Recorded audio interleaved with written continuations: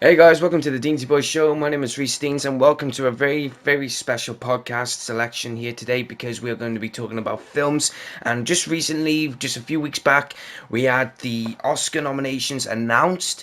And because I'm a big, huge film buff and I love my films, and I've seen most of the films that I've seen in the cinemas already, I thought I'd give a special podcast special or special series just to talk about my predictions on the Academy Awards, the 91st annual one. Now, just to mention, just to clarify, I'm not going to be mentioning a lot of the categories. The only ones I will be mentioning are the Best Original Screenplay and Adapted Screenplay, the Best Supporting Actor and Actress, the Best Leading Actor and Actress, Director, and Best Picture. I'll probably give a shout out and a mention to Best Animated Feature and probably the original score and song. However, I'm more interested in the main categories, going from screenplays to actresses to directors to films. I'll probably also mention best foreign language film as well because there's always a good shout out to mention the best foreign language film, especially around the globe as well. The only one I won't mention at all, like I said, is the costume designs, the sound editing, and as much hard work and dedication that a lot of people put into the production. I think a lot of people are more interested in who wrote, directed, produced, and starred in the films. Especially when we have a section, a category for best documentary features and short subjects. Um, However, the only documentary I've seen recently, and I thought it should have been given an Oscar nomination is "They Shall Not Grow Old" by Peter Jackson. I thought that should have been nominated for the Oscars because bringing back material especially from World War One. To make it all colourful, to make it more sound clear, and to listen to what the brave men, had to venture through the trenches, through seas, and everything that involved World War One. So I thought that should have been nominated for an Oscar. But um, if I had to give a little quick guess on the documentary feature, I would go for RBG. Don't know what it's about, either RBG or Free Solo. That's just my guess. I've not gone in depth at all about the documentaries, even though I'm a big fan of documentary films. But anyhow, also, I'll give another mention for the Best Animated Feature Film. I really want Isle of Dogs to win, but I got a funny feeling Spider-Man Into the Spider-Verse will take on the Oscar. But I really want Wes Anderson to really take home his first Oscar win right now. So my money's on the Isle of Dogs as much as I think Spider-Man Into the Spider-Verse is going to win it. Best foreign language film, even though Roma is the very favourite for the best, a lot of Oscars because they've been nominated 10 times, sharing the same nominations with the favourite. But if I had to give a good guess, I would say Roma. And I've seen Roma as well. It's a very powerful film, especially filmed in black and white, especially on Netflix, even though I do not agree with some feature-length films that are put on Netflix and then they get the Oscar nominations, because I always believe that Netflix was an online television programming channel or streaming site, and they should be getting nominations for the Golden Globes or the Primetime Emmy Awards. But other than that, well done for Roma for picking up 10 Oscar nominations. Um, so if I had to give a long good shout, is either Roma. My money's on Roma, but my second option would be Cold War by Paolo Kowski. Let's get into the screenplay categories now. So I'm going to go into full depth here. So we'll start off with best original screenplay. Now, guys, I've got a degree in BA script writing, but I wouldn't say I'm the dog's bollocks at it. But I love writing scripts, and especially for theatre and film. And so we're going to have a look at what the films are being nominated for the screenplay, and that's The Favourite, First Reformed, Green Book, Roma, and Vice. Now, First Reformed, which is written by Paul Schrader, who also directs that film. I believe he's picking up his first Oscar nomination, and First Reformed was one of the favourites to actually get more than 2 Oscar nominations, because Ethan Hawke this year had a lot of films that could have had the potential to give him his extra Oscar nomination. Vice, I was a bit surprised with. I thought it'd be going into the adapted screenplay category because it's based on real life individuals, especially about Dick Cheney and mentioned George W. Bush. So when I was looking in depth into the story itself, it was actually written originally by Adam McKay, and there was no book that was based on. So they just basically just took the story and must have combined it with. Combined all the stories together and just made this pure original screenplay. So, but out of all of them, I don't think Alfonso Cuarón will win a Best Original Screenplay. I got a funny feeling that it will go to Green Book, written by Nick Velenga, if I pronounce his name right, Velonga, whatever, Brian Curry, and Peter Farrelly. I hope that, because I'm tempted to see this film as well, Green Book, and I heard that it picked up a lot of nominations at the Golden Globes and the BAFTAs, especially winning 3 at the Golden Globes, including for Best. I heard it was Best.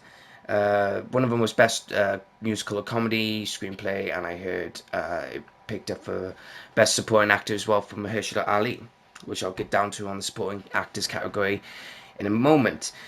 Now, so I got a funny feeling Green Book will win the Best Original Screenplay Oscar category, but if we move on to Best Adapted Screenplay, the Coen brothers have done it again. They've written a new brilliant script, and I've seen The Ballad of Buster Scruggs. That was a really good Western film, and I do love my Westerns, and especially that the Coen brothers know how to write a pretty damn good Western. I've seen a neo-Western, No Country for Old Men, True Grit. So they always know when to write a very good western. So The Ballad of Buster Scruggs, screenplay by Joel and Ethan Coen, based on the short stories All Good Canyon by Jack London, The Gal Who Got Rattled by Stuart Edward White, and the short stories by Joel and Ethan Coen.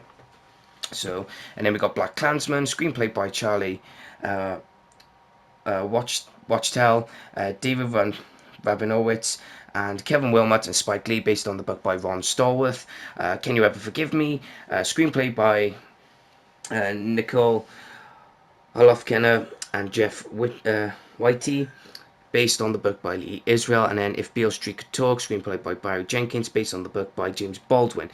And also we got, last but not least, A Star Is Born, screenplay by Eric Roth and Bradley Cooper and Will Fetters, based on the films in 1954 and 1976, but also based on the stories by Robert Carson and William A. Wellman. There's so much names in that category itself. I found it a bit of a mouthful. So to look at these 5 Oscar nominations and just gradually looking through them, the only films I've ever seen in that category are The Ballad of Buster Scruggs, Black Klansman, and A Star Is Born. A Star Is Born is such a powerful script and such a powerful story itself. But I even enjoyed Black Klansman more. I enjoyed A Star Is Born in terms of dialogue. So in terms of stage directions, set directions, etc. So my guess would be I would go for Black Klansman. I'm so tempted and excited to actually expect to see Spike Lee pick up his first Oscar nomination, especially some of the films he's been making and released. They've always been underrated. And the last, I know he did a documentary that was nominated before, but also the last time he was nominated for an Oscar was Do the Right Thing, where he got nominated for Best Original Screenplay. So I'm hoping he would get justice and get in his first Oscar. So Black Klansman all the way for Best Adapted Screenplay, without a doubt. So now moving on to Best Supporting Actor, we've got Mahershala Ali in Green Book, Adam Driver for Black Klansman, Sam Elliott for A Star Is Born, Richard E. Grant for Can You Ever Forgive Me, and Sam Rockwell for Vice. Now, this one is pretty interesting because we got 3 actors who have been nominated for the first time in their career. That's Richard E. Grant, Sam Elliott, and Adam Driver. Adam Driver is known for his portrayal in Star Wars as Kylo Ren. Sam Elliott is that well-known guy who's been in many films, especially in the Coen Brothers ones, especially in The Big Lebowski, and also in Up in the Air. And especially we all know him with that beautiful moustache of his. And when I watched Sam Elliott in Star is Born, I was blown away by his performance. I thought he's going to get an Oscar nominations. So I'm also going to mention, I'm going to compare him with Timothée Chalamet, because he was the favourite to get nominated for Best Supporting Actor for his portrayal in A Beautiful Boy, and he was getting the Golden Globe nomination and then the BAFTA nomination for Best Supporting Actor, and I thought to myself, well, if I didn't think he was going to get the Oscar nomination anyway, I had high hopes for Sam Elliott to get the Oscar nomination, whether or not he was going to get the Golden Globe or BAFTA nominations in general.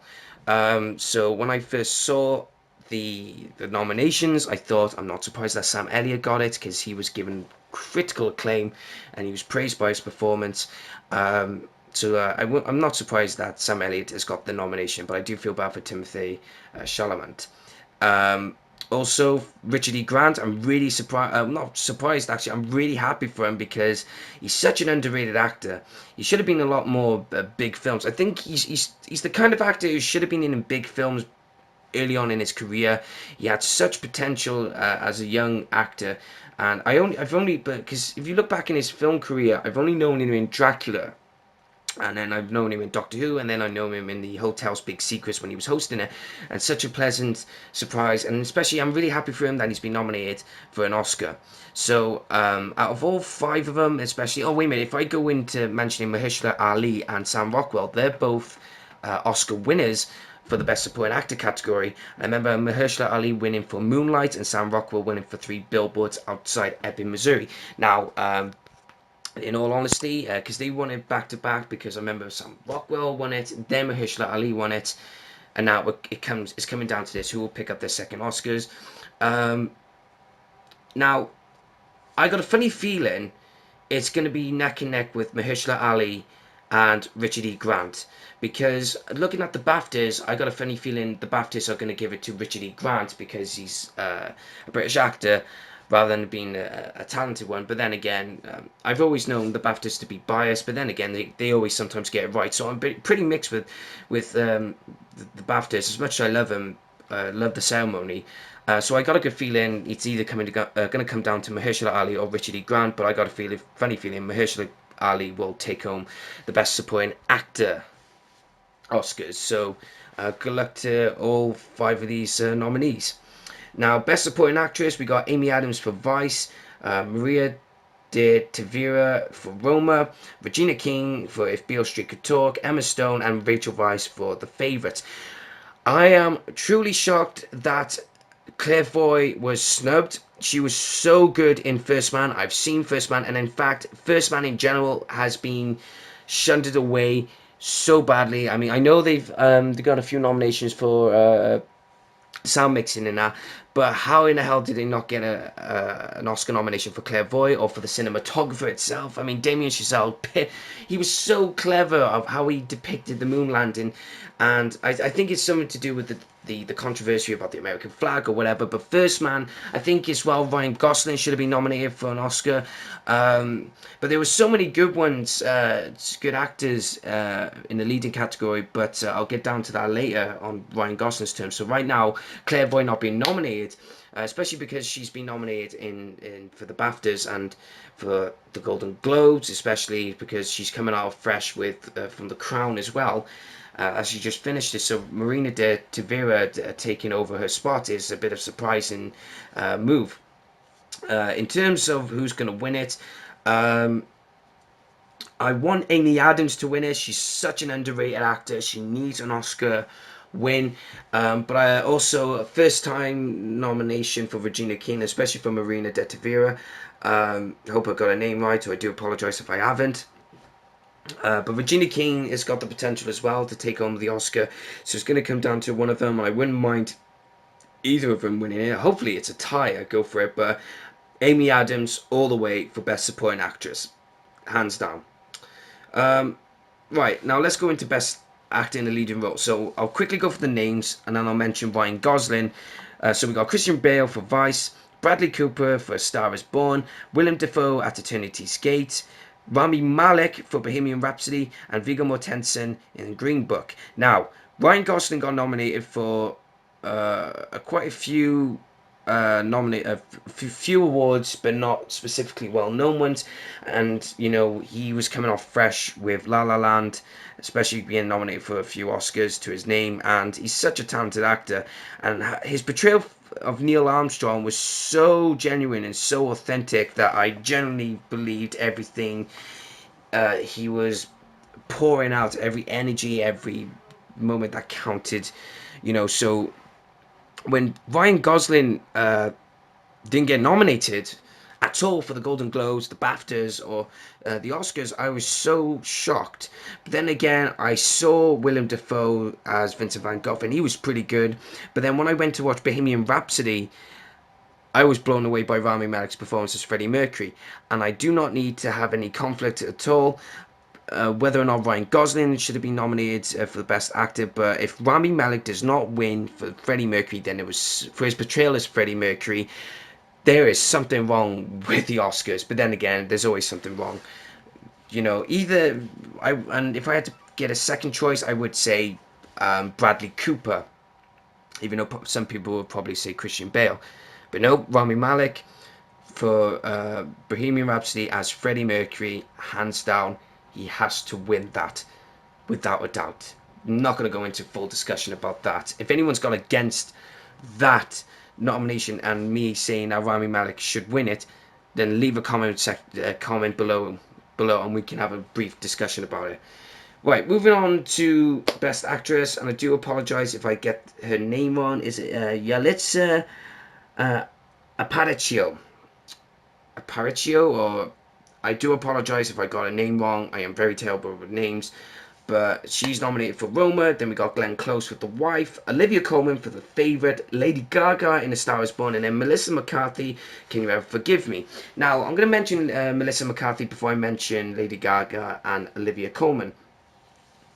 Melissa McCarthy has had a roller coaster ride with films. I think she's either picked some good ones or she picked some bad ones. She's a genuine good actress, and her portrayal looks to be so good and so out there in Can You Ever Forgive Me, that she's not only been nominated for an Oscar for her portrayal as Lee Israel, but she's also been nominated for Worst Actress for two films. I can't remember one of them, but one of them is The Happy Time Murders, where she's working with puppets, and the guy who made it was the one who made the Muppets movie and that. So that's a bit of a bumpy roller coaster ride. Also, I think she's nominated for Worst Picture as well for Happy Time Murders, but I didn't see anything wrong with it. I thought it was a decent film to watch. I think if you ever just come across you wanted to be entertained, then just go and watch Happy Time Murders. But yeah, Melissa McCarthy has had a very bumpy ride in terms of films, especially being nominated for loads of Golden Raspberry Awards. But good luck to her. Lady Gaga for A Star Is Born, powerful, energetic, convincing. I mean, Lady Gaga is a genuine good actress, a believable actress at best. And for her portrayal as Ali Main in A Star Is Born, oh my Jesus Christ. It's very hard to actually choose which one out of Olivia Colman for her portrayal as Anne, Queen of Great Britain, or Lady Gaga. I mean, I love Olivia Colman. I mean, she's a great actress.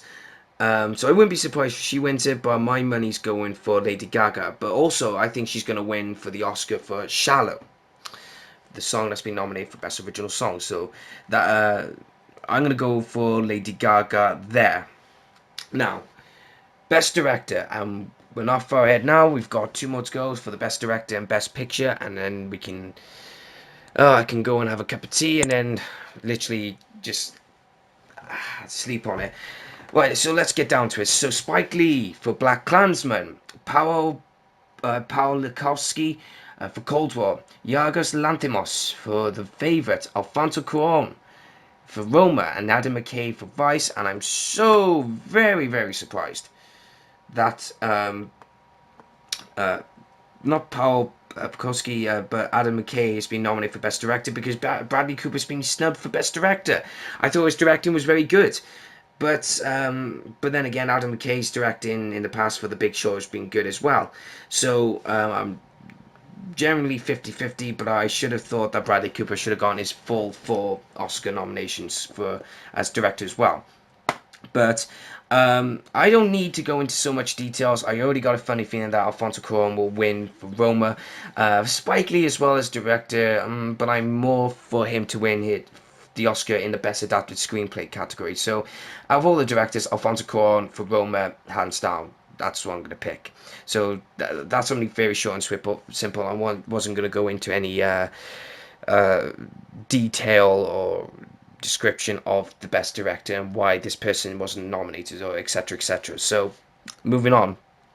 Best Picture. Now, I'm going to start from the bottom to the top because the very top one is a very surprising one for me.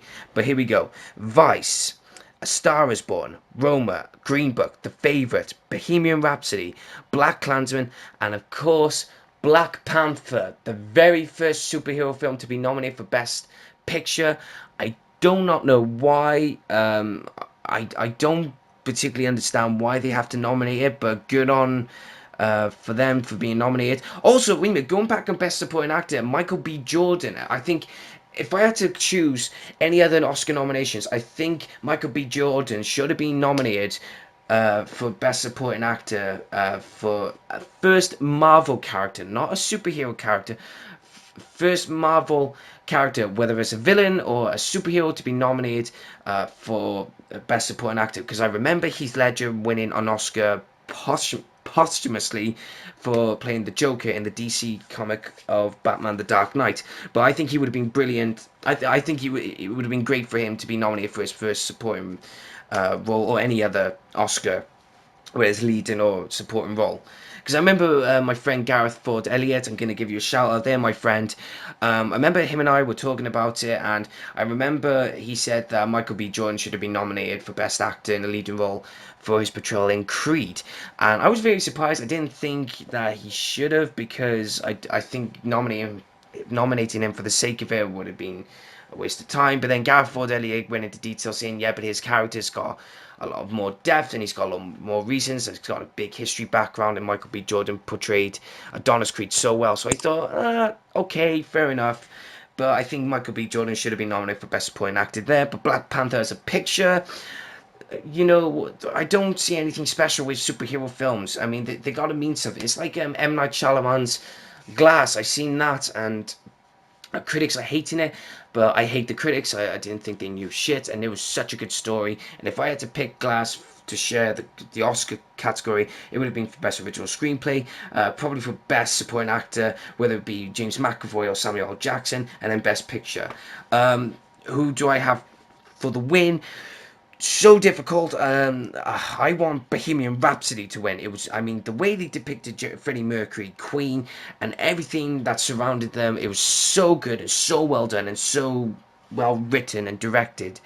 But other than that, my second favorite, it would probably be A Star Is Born. Completely loved A Star Is Born. Bradley Cooper, you should take your hat off and just chill out for the full year and just keep doing what you do best, but just relax for the next year, because you've done enough for cinema and you've done enough for me. But my third favorite is Roma. Very powerful, very moving, really good film. If you haven't seen any of these films, then I recommend you go and watch it, especially Vice, Green Book, The Favourite. I'm advising you to watch it, but I haven't watched Green Book or The Favourite. Yeah, I've seen. No, that's a lie. I've seen half of it, but I didn't see much of The Favourite. But Olivia Colman's portrayal stood out for me in that film. But I got a funny feeling Bohemian Rhapsody will take home the Best Picture. If not, A Star Is Born. But I reckon there'll be a big surprise, because I remember La La Land being the favourite, and I thought it was going to take home the Oscars, the Best Picture, but it didn't, and Moonlight won it. So I'm just going to wait and see on the Best Picture one. But my money's on Bohemian Rhapsody. Well, I'm actually exhausted from talking now, so that's my predictions for the Oscars. And it's been a while now since the Oscars are not going to be having a host.